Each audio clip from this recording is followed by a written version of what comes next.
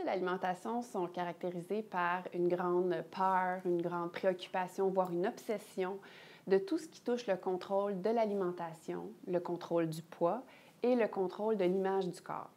Et de ces préoccupations-là va découler une panoplie de comportements qui sont assez malsains et pathologiques aussi.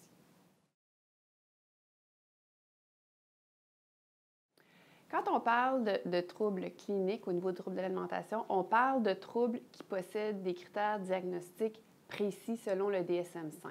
Il y en a trois principaux qui touchent l'image corporelle, c'est l'anorexie, la boulimie et l'hyperphagie. Et quand on parle de troubles d'alimentation non cliniques, c'est-à-dire ce sont des troubles qu'on observe, mais qui n'ont pas encore leur classification dans le DSM-5, donc qui ne possèdent pas un diagnostic officiel.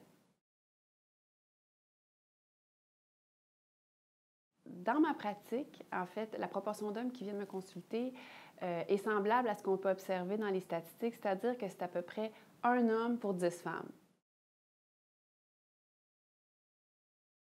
Quand on parle de troubles de l'alimentation, de façon générale, il concerne plus les femmes.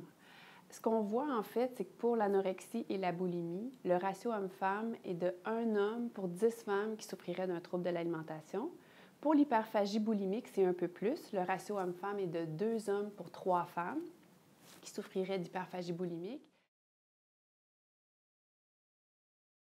Avec les années, je ne peux pas dire que j'ai constaté une augmentation des consultations des hommes par rapport aux femmes. Je pense que les hommes, malheureusement, c'est encore très difficile pour eux de s'identifier à cette problématique-là. C'est encore assez tabou.